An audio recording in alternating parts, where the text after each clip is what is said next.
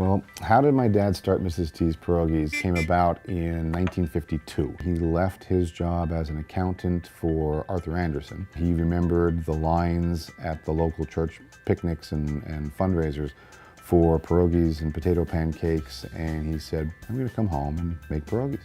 He started the business in his family home, again using his mother's recipe, and had helpers, probably 5 ladies sitting around the kitchen table. We had to put everything together, and then we had these little trays, and that's where we put the dough, and then we put the filling. We had a lot of fun, and I think the reason the flour was on my face was because we were having some fun with maybe playing with the flour, and it got on me. Everybody thought he was crazy because everybody in general, you made their own pierogies, but he came back and started in his mother's kitchen. And after I don't know how many months, I think she finally threw him out. People around town said, who does that? I said, he's a bum.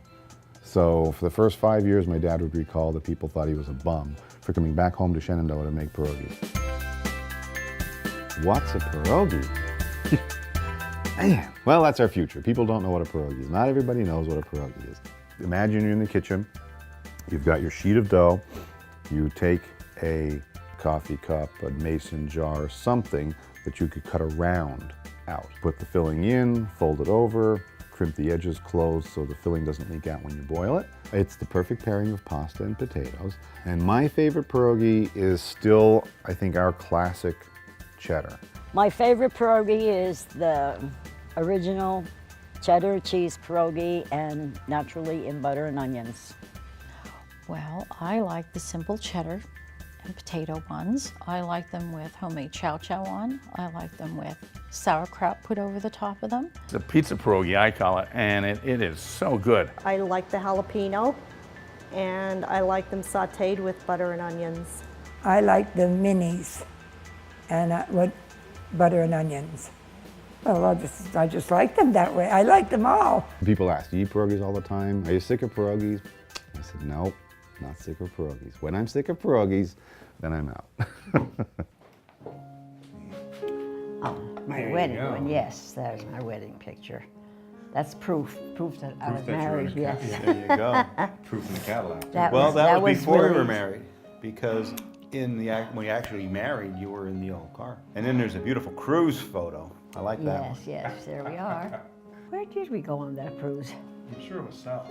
Although I do Yeah, but remember a second cruise the family went on. I remember that one. Yeah. I went to Boy Scout camp and they got to go to a cruise. Collection of $2 bill. Oh, $2, okay. Used to pay bonuses in $2 bills. Yes, he did. And then the money floated throughout the community. And Everybody knew that Mrs. G gave out her bonus because everybody has $2 bills. and you got more than one. Oh, yeah. Oh, yeah. How did Dad name it Mrs. T's? He was thinking about what he should name the product, and the debate was whether it should be Mr. T's Pierogies because it was his company, or should it be Mrs. T's Pierogies in honor of his mother, and it was her recipe. He said, I got one look in my mom's face and realized it had better be Mrs. T's. So that's why it was called Mrs. T's. Because people would ask, who's Mrs. T?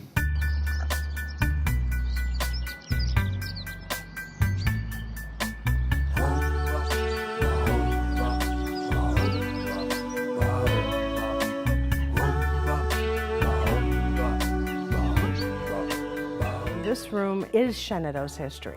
If you look in every nook and cranny, you will see we have an old-fashioned kitchen, we have an old-fashioned butcher shop, the Dorsey brothers, a whole collection of Dorsey brothers, records, pictures, and we have a World War II exhibit right here. And hanging around you will see different uniforms. It's an exciting place to be, it's a wonderful place to be, some place to explore. The Historical Society building was actually given to the Historical Society by Jean and Ted Twardzik in 2005. Every year the Twardziks would give the Historical Society a stipend to help them with their bills, and if they couldn't, then they would help. They would make the payments. Schuylkill County crippled children. That was one of his favorites because that was his father's. He used to work with them a lot. This is Frank Twardzik right here. And then we have another picture here. This is Ted Twardzik, and he's also at a clinic. They were very instrumental as far as sitting on the fundraising board, and they were not afraid to go out and solicit for those funds to make sure that these kids were well taken care of. Ted Twardzik, at one point in time, in order to raise funds for the society, purchased a car, and they sold tickets, which in turn they paid the car, and then they were able to give the rest to the crippled children to run our organization. I thought it was kind of neat that they did something like that over the years. If it wouldn't have been for Mr. Twardzik and knew of his humanitarian interests, there are many children that would not have had the orthopedic care that they needed. I worked at Mrs. T's from 1982 to 2002. Ted made you feel very comfortable. It was not like talking to a boss or the owner of this company, for that matter. He was at the same level as everybody else when it came to talking to people, and he never passed by anyone. I've been working at Atico for about 35 years now, and right now I'm the distribution manager. In the beginning, you would just say, oh, Ted's in the building, or Ted's, on the line. I hadn't had a lot of experience where I was working with the founder of a company, But even with bosses or superintendents, I'd never seen that type of relationship before, that you could talk directly to the man and he would talk to you just like another man. So that Ted was like, Ted had that. My brother Tim and I were working together with my dad, and there was an issue, and Tim was getting frustrated. He says, Dad, you're not thinking this through. And my dad just stopped. The air in the room changed when my dad turned on that phrase and said, don't ever accuse me of not thinking these things through. But I've got 100 families relying on the decisions we make and I make. He said, I don't do anything without thinking through the ramifications of what it means to this business, what it means to those families and their livelihoods. Just don't ever accuse me. I think everything through. So that left a lasting impression on me. So I find myself thinking a lot of things through. He wanted to treat people well, everybody, not just his employees, the people in the town, the people that he came in contact with. He was very proud of the fact that he could walk up and down the street and nobody would yell at him and criticize him and say, oh, you're rich, oh, you're bad, you're oppressing people. He was very proud of that he didn't have to hide behind a gate or hide behind a conference room. He could just go out and buy the newspaper, go out and buy a coffee, and he would talk to everybody. Even though he had, the resources to move to a fancy compound or move away or do whatever. So that's the lesson I've tried to take away. He was a leader, but he's a real gentleman. He's fair with people, so that was nice. I always told him, I said, I have so much to be thankful to you for. And that's a memory that is in my mind all these years and will be there forever. No, I was just like, every time he added another employee, he was very proud.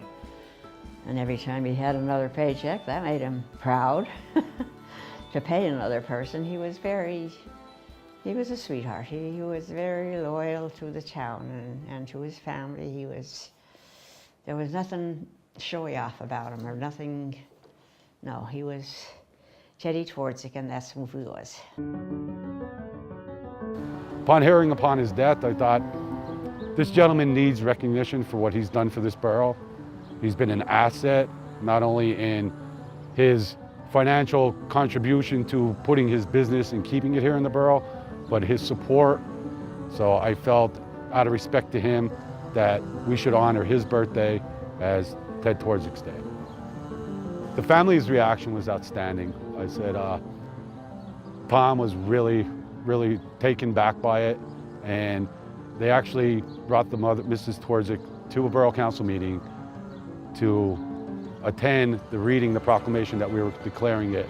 And you could see it was an extremely emotional time for them, but you could also see the honor and the pride in their faces while we read it off at the council meeting, that such a great man was being honored for being such a great community leader.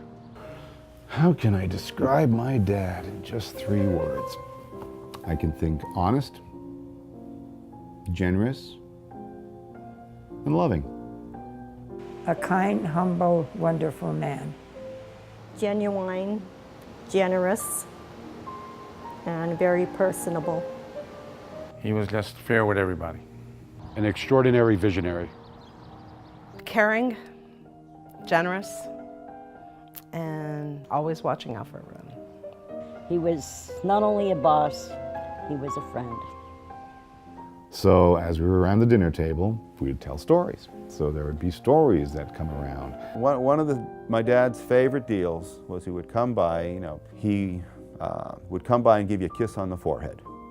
And my dad would just quietly get up from his seat, walk around the table, and he usually ended up starting with Tim, and then me, then Ted, and then he'd sit back down. But he'd come around to each one of us and just give us a kiss on the head. And do that with my kids once in a while. And I had a friend who brought me back my junior year in college. I ended up with pneumonia. Saw my father, met my parents, and he told me years later, he goes, "I remember your father coming over and kissing everybody in the forehead." That was just very touching. So.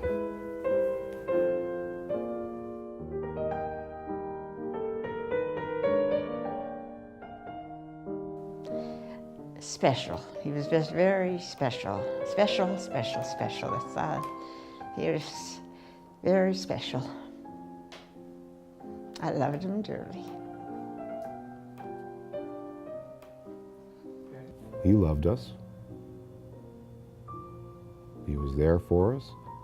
He set a good example. He was a good provider.